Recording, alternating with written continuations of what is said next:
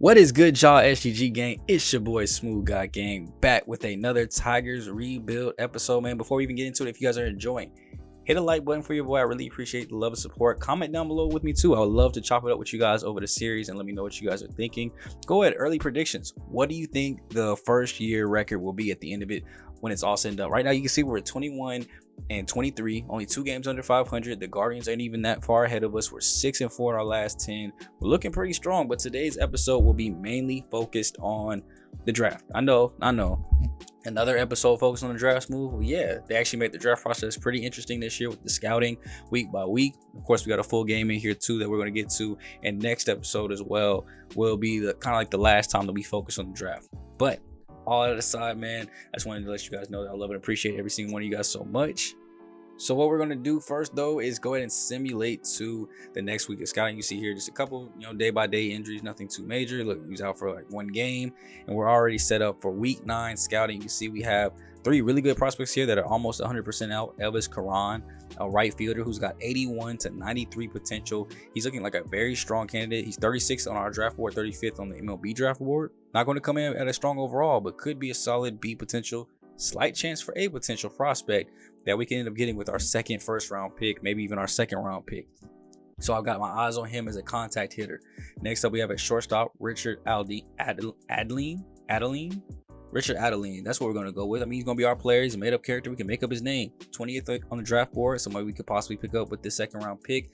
But a strictly defense and speed-only type of player. Contact, power, not really there. They're, below average. So not really sure that that's going to be somebody that, at least in my eyes, I'm focused on. So I don't know why he's above the MLB ranking. And then obviously right here, he's number 1 in the MLB, 4th on our board at 95% scout. He's got great contact. He's going to come in with actually, about average, a little bit below average power and fielding, but a chance for an A potential player at 18 years old. Obviously, he's got that wide range because he's only 18. We don't know what he's going to be about. So that helps me kind of scout out that range. Now, the one thing that I do want to look for, though, is make sure that I go ahead and look at the MLB ranks and the team ranks. I'm trying to pay close attention to both.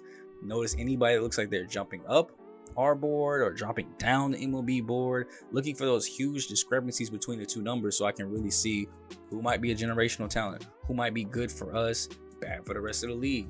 Who can we go look at? You see, I'm looking at guys in center field. I'm trying to look and see where they're at too, because using that big board focus of scouting out a whole area for a certain position. I'm seeing a lot of international players out there in center field that are near the top of the board. Of course, we're checking out third base too, as well as, Jonathan's been playing great over there, but we might need to get somebody that's a little bit more focused. So right now, I just want to go ahead and check Fred Stevenson here, who's got good position player ratings. I want to get him on third baseman in the West. I'm looking at relievers too as well. I'm not sure if I really want to focus a player on them, but I'm getting a look and a feel for where their region is, where some of the top ones are at, so we can go ahead and get that too as well, to kind of have a scouting focus on them. We want plenty of infield. We've got a lot of outfielders, but as you can see here, I'm focused on second baseman in the West, third baseman in the West, and relief pitchers internationally. Those are the plain top positions where I saw that I can do better at. And hindsight 2020, looking back, I probably should have did some more maybe rounds where I did like discovery, to discover new players. That's obviously a thing too as well. None of my 3 scouts, because I did a terrible job of actually going to pick scouts. I forgot to go do that. None of them had good discovery, so maybe it would have been wasted anyway. So not really too mad that I didn't do that, but it could be something that we try for next season. Hopefully we still hit in this draft though with good potentials. Now you see we end the month of May here at 23 and 32, so not a very good way to end the first month of the season, but I'm seeing a lot of good stats that we can bid off here. Hobby Bias isn't playing too bad. Jonathan's hitting for a great average and power. Akil's hitting for a good average. Matt's hitting for a good average. A lot of those guys at the top of the order are on fire too as well. And one thing that I did want to make a switch on was Nick Manton getting back into the rotation. I didn't know when he was hurt. They took him out and didn't put him back in for whatever reason. Now, going right back into week 10 of scouting, though, so we simulated all the way forward, looking at some of these relievers, seeing where they're going. And once again, we're looking for those discrepancies. You see right there, 12th, but 6th on our board, 31st on their board, but 42nd on our board. We want to leave somebody like that alone. Jim Borowitzki, though, 93rd on the draft board, 53rd on our board. Might be a second baseman we can go ahead and take a look at, see why he's so far up for us, but not maybe everybody else. Maybe there's some hidden ratings that we can look at. 63 to 94 overall, and the potential, that's a pretty good range, enough for me to at least want to maybe go ahead and check out some more. Now you can see here, this is where I'm checking out to like, okay, now I can go pick up and possibly look at some maybe new prospects and how this works. So I went ahead and went infield in total. Not really sure how to go about like region, like which region I want to go on. I don't know if I should go off of like, okay, there's a lot of top people in this area. Let's go ahead and look at and stay in this area. Or should I look for the areas that there's not a whole lot of people in, because obviously we don't have a lot of people there. So I went central. We haven't looked at too many people in the central region. So I will be having them look at infielders in the central. And then here's another right fielder, Morris Jones from New York. Great chance hit a contact hitter with a potential there. Potential 99 overall too as well. So great ranges there that I'm really excited about. 18 years old. Obviously they're going to shrink down a little bit, but I'm very interested to see what more information we can get about him. So go ahead and simulate through another week. And Matt Verling, our best leadoff hitter, one of our best hitters, period, as you can see a trade go through with the Rays, is out for 2 to 3 months. That is a huge blow to a lineup that's already looks like it's struggling to, you know, score runs at times. Now I've got to look and see not only who can cover that position in the outfield, as we are lucky that our DH is in the outfield, with Cesar Hernandez still hurt too as well. Gives us great flexibility in what we can do. So I move Akil Baddoo to his original spot in left field, Riley Green to his original spot in center field, and I just bring over the best bat, which also happens to be another outfielder, and Kerry Carpenter to come play DH. You know, maybe could have went for an infielder, but I want to get our best bat out there with giving us the best chance to score more runs. And Kerry Carpenter, although the average is low, at least he has power. So we got that to rock off of. Now, let's go ahead and jump into our first in-game action, though, as we got a chance to actually win a game here for once. Alex Lange is coming up. We have a 6-5 lead here in the bottom of the ninth. Jorge Mateo is up for the Philadelphia Phillies, as we have 1 out in this inning, and we need to get out of this with hopefully the win, as he checks his swing there on the knuckle curve. Still looking just as breaky and dangerous as always, as that one actually almost got me. It probably would have froze me. Now 1-2 here to Jorge. Gets froze by the four-seamer. Probably thought it was the knuckle curve again, about to break out the zone, and that's an easy strikeout. Now any out will do here to go ahead and get the final out. It's Brandon Marsh trying to do it for his team. 0 for 3 on the day. Takes the 0 for 2 pitch deep out into left field, but Baddoo will range to his left, and he'll go ahead and glove it, man. We finally get out of here with a dub. You saw so many strings of losses. I had to show y'all some good gameplay for a second and let you guys see some dubs, because this was straight up pitiful. Now, this is also the season where our bullpen is starting to look a little cold. Now, you see here, Ronnie Garcia getting the win. 2 innings, 2 hits, 1 earned run. He had a very good game in relief, so I'm glad to see that. 13 hits from our offense to go ahead and make this happen. Cabrera with a 4 for 5 day. 2 for 5 for Carpenter coming in relief. No home runs, so strictly all bats, but Screwball giving up, I don't know how he only pitched 6 innings, but gave up 4 runs there. I think something might have glitched out, but hey, that's going to go up against his stats. And as we come back in here, we see Jim Barataski. We get him up to 65%. He drops even lower on our board to 44 now. And when I say drop, I mean, I guess you could say raised, like rose up the board to a 44, 90 potential. And then Morris Jones at 33 on the draft board, 24th on our board, but still has that 96 potential for his. So it only dropped 3 points. I definitely want to get him more scouted. So we've got 40% coming on him. As you can see, the results of that to get him up to 75% actually puts him at 6th on the board. Still at a potential range of 75 through 95. And the overall looks like he'll probably be a 50 overall player when he comes in. But as long as that potential is right, he's going to be a very good contact hitter. The vision is up there. The discipline is up there. The fielding is there. He could be a very good right fielder for us in the future. Just won't expect much power from him. But could be a leadoff hitter, could be a 2 hitter, could be a 6 hitter. Those are where I really look to put my contact guys, as well as 9 too. As you saw with the Red Series, having a contact guy at 9 and a really high average can help lead a long way.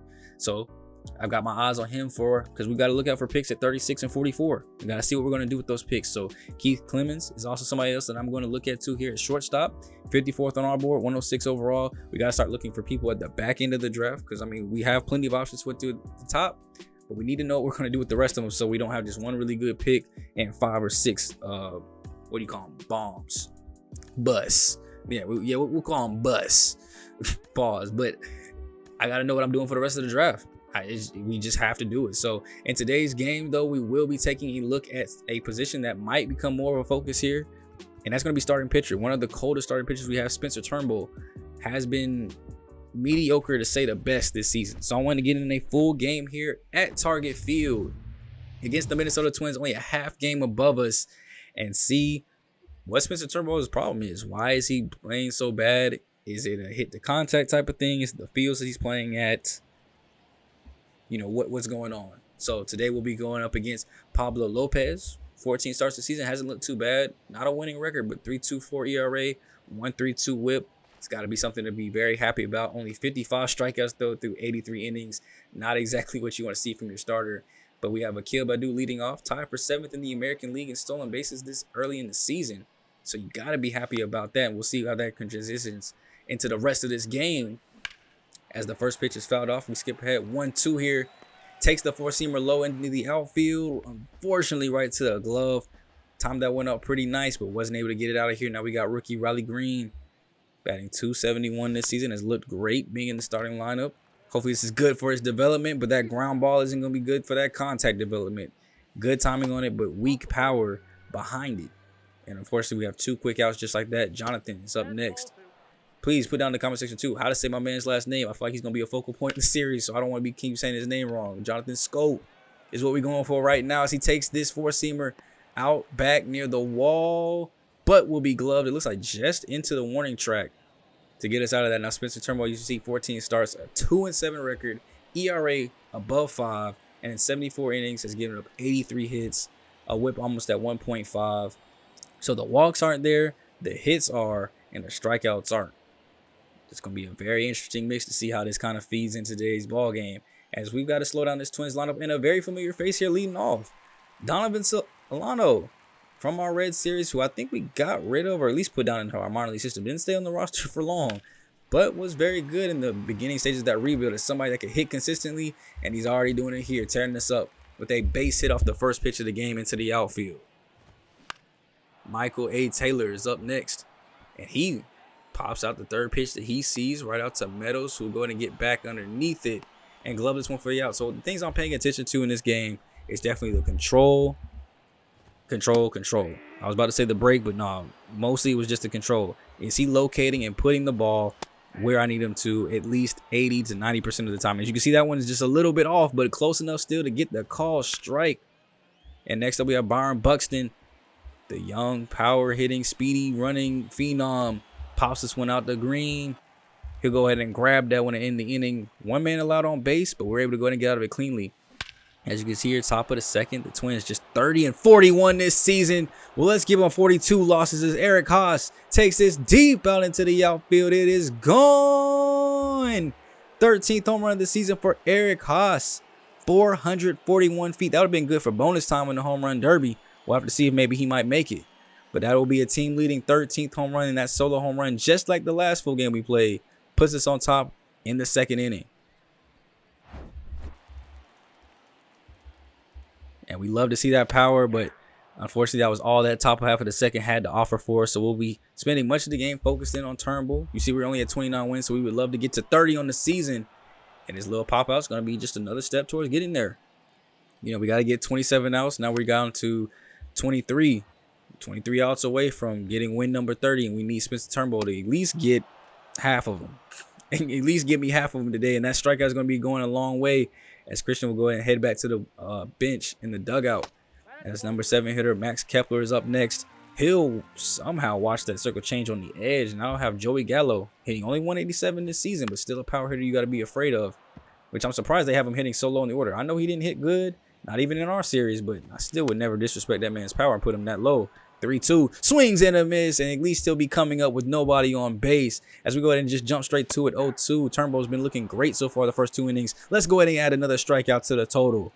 Got Gallo looking.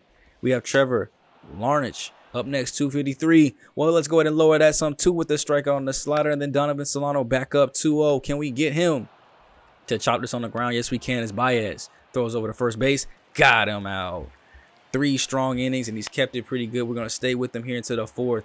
Let's keep things moving as Green will go ahead and come in for this one, take it off 1 bounce. And unfortunately, that'll be just the second base hit of the ball game, so not too worried about it. But Jorge Polanco is up next. 0-2 here. Couldn't put him away as that is going to get past Scope at third base. And Baddoo's going to have to come in, throwing to third. Not going to be in time. And the runner moves up to second with the throw going to third. Now we have second and third. Byron Buxton up. This is a great chance for this game to get away, as we at least get it to a 2-2 count here. Spencer looking, throwing. Got him looking at the sinker off the plate. Next up, we have Jose Miranda Still could use another strikeout, maybe a walk. First pitch that he sees, though, he'll chop this over the scope, and we'll make the smart business choice to concede the run, throw to first base. It's better to have 2 outs than 1 out, runners in first and second, and have this rally continue. So let's just go ahead and put this thing away. Christian Vasquez.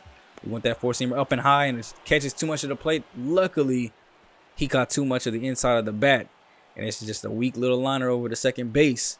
But with their hits, they're able to go ahead and basically put up the exact same stat line as us to tie this ball game right back up, and we will be going.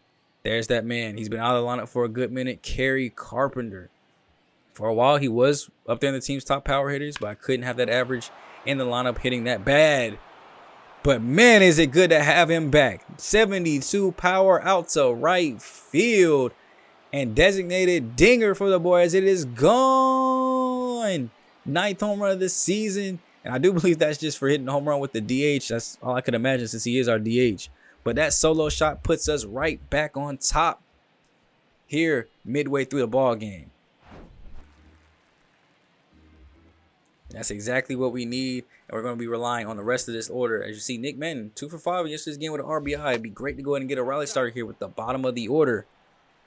And watching that circle change get loose as Pablo Lopez, 66 pitches through just 4 innings.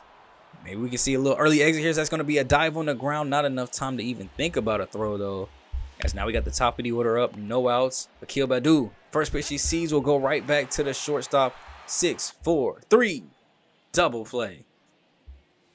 Riley Green, the rook, 0 for 2 on the day. But 70 pitches can make a man tired as we dive on the ground at second base this time. Throw will still go over. Not in time.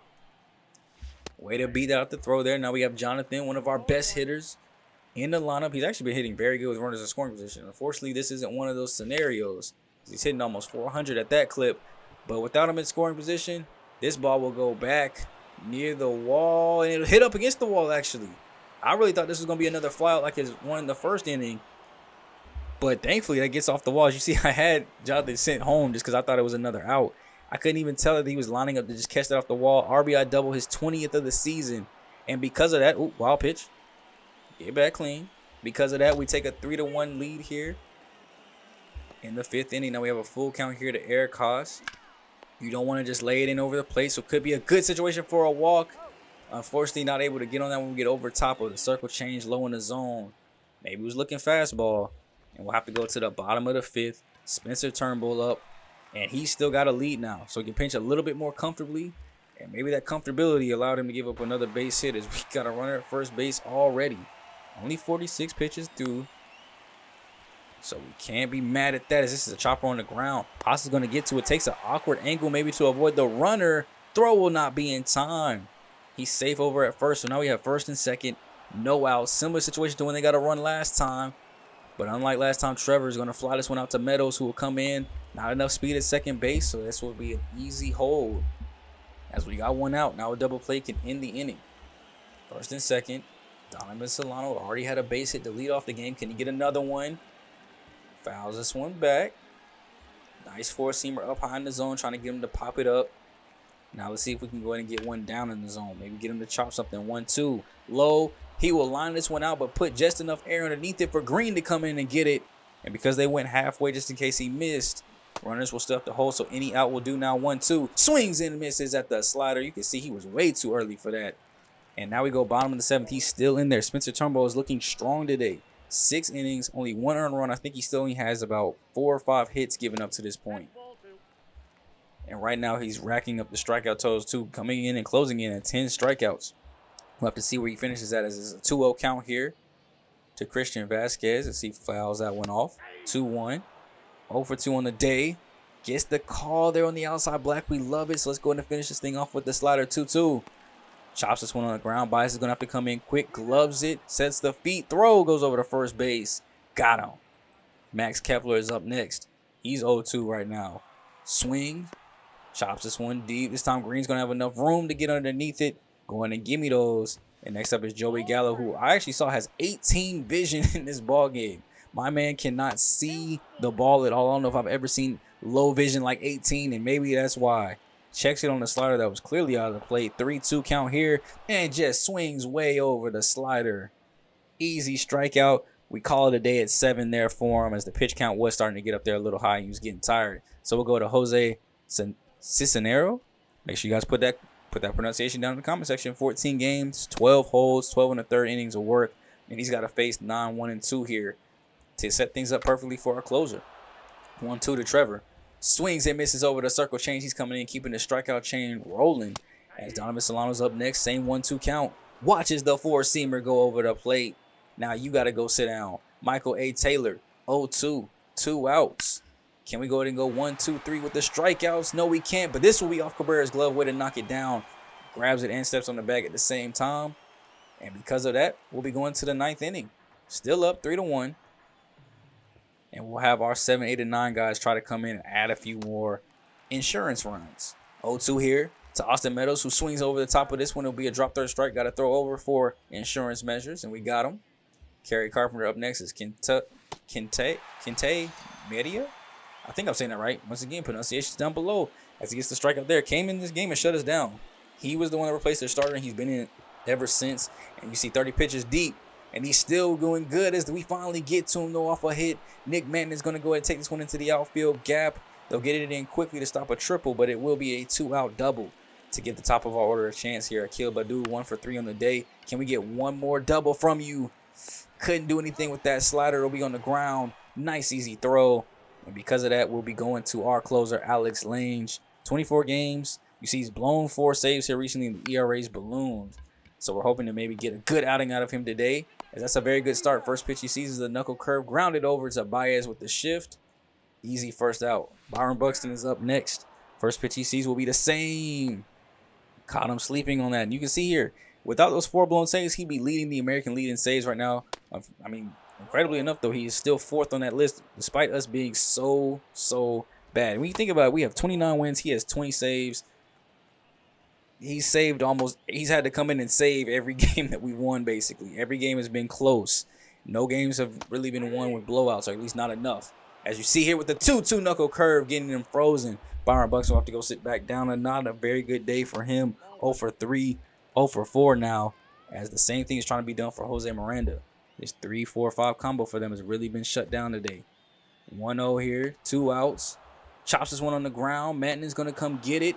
Nice, easy, take his time, throw over to first base, and your Detroit Tigers not only win the game and reach 30 wins, but actually have toppled over the Twins now by a half game to get 3rd place back in the division. And now we're not looking so bad. But this game did put in perspective our starting pitching. I don't know why he's doing so bad, because he felt great pitching with him today. He had a great outing, great start. Maybe this can turn around the season. But it did open my eyes to the possibility that, hey, we might need to look at some starting pitchers. And I don't know if we'll necessarily be getting one with our first overall pick. You know, our first pick, the 6th pick or 3rd pick. But round 2, 3, 4, you know, we need to have some guys lined up in the middle area there. Now, as you can see here, we got the win. Haas and Carpenter with the 2 home runs, though, but great days all throughout the lineup. And Turnbull, 7 innings, 5 hits, 10 Ks. This is a very, very impressive start in what you like to see before you head back into scouting. Which leads right into actually something that's pretty interesting now that we talk about starting pitchers, because he isn't the only one that's been terrible. As the Oakland Athletics go ahead and offer us a trade here, Roman Laureano, the right fielder that they have, they want to trade him to us for Eduardo Rodriguez. Now, Rodriguez has been very piss poor this season, I guess, if you want to say, for lack of better words. And Laureano does have beat potential, but he's also 28 years old. Only 1 more year of team control before he'd be out there for free agency. Is that really a move? That would be a move that I would possibly look at making if we were, you know, in the playoff hunt, you know, a couple games out of the wild card or even out of the division. And we needed another good bat to come in, and Rodriguez was just kind of taking up space. But with them both being basically relatively old, I went ahead and declined that, because I didn't see too much potential to help me out. That seemed like more of a trade, maybe not even to help them out, because that was an old player too. So I don't even know what they're trying to get out of it. But as you can see here, Morris Jones, #1 on our board after completing the training on him. 18 years old, out of high school and out of New York.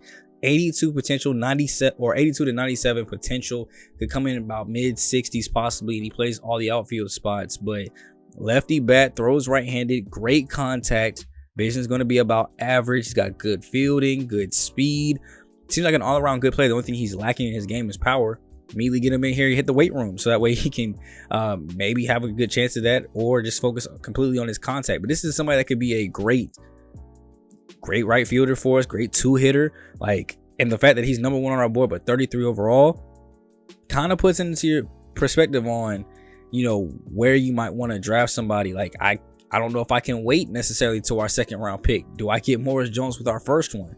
If he's really going to be this good and has that kind of potential up there, almost dang near at 99, it makes you think a little bit on what to do with that number 3 overall pick. Now, here we're just going to get a couple more guys in, start focusing on starting pitching with Leo, as well as another shortstop with Keith there. And then we're also going to try to check out positions as a whole, as I've tried to do at least one of my scouts doing that. And this time I'm going to look at the starting pitchers in the Eastern region. That's where I saw a lot of like the middle round guys were in that area. And hopefully we get some good feedback. As here you can see with another trade target coming in. Once again, wanting Eduardo Rodriguez, this time for 32-year-old Will Myers.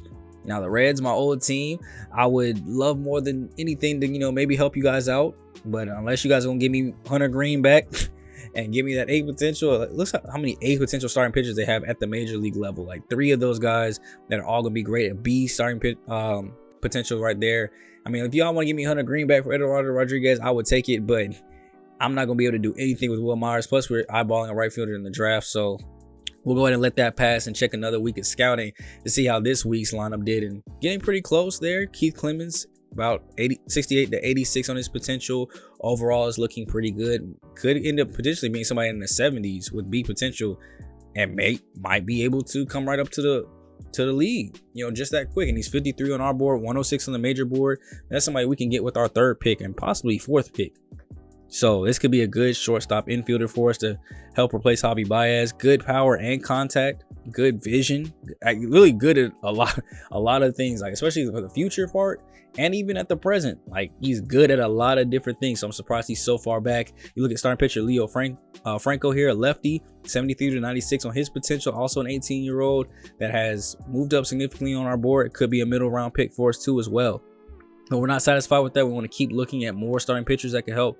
So another round with Leo, another round with Tommy, and looking at more starting pitchers from the East as we go into this last week of scouting, hopefully to get at least a little bit more information. You see Leo there's 13th on our board now. Tommy might be somebody that's 54. So we'll definitely be looking and keeping eyes on both these guys to see what we can kind of get out of them and if it might be a mid-round pick.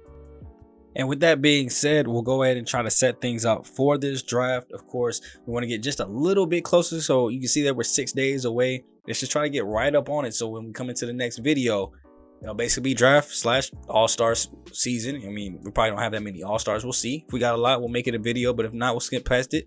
Cesar Hernandez going to come back from his injury. Tree Escobar will go down for a couple of days, but that will actually be very huge.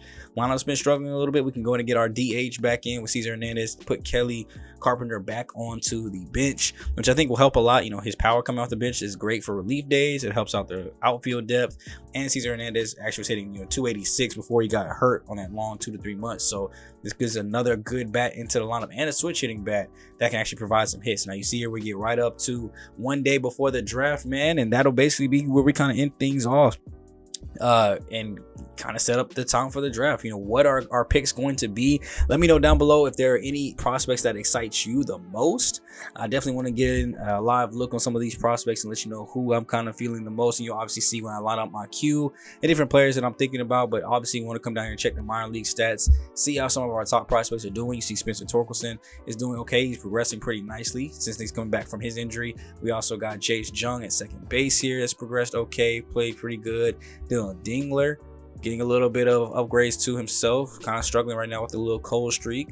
And if we go look at pictures, Jackson Jobe, strong hot streak all season, still pitching under a 3 ERA, maybe get a little bit of AAA time by the time the season's over. We can still check on that. Wilmer Flores also has B potential. He's progressed pretty nicely. Then we got Casey Mize, who is at a 75 overall now, which technically if you look at our overalls is still better than Eduardo Rodriguez, so he could definitely come up and be a fifth starter or a long reliever before the end of the year. I think I'm gonna just keep letting them develop though. No need to rush them up.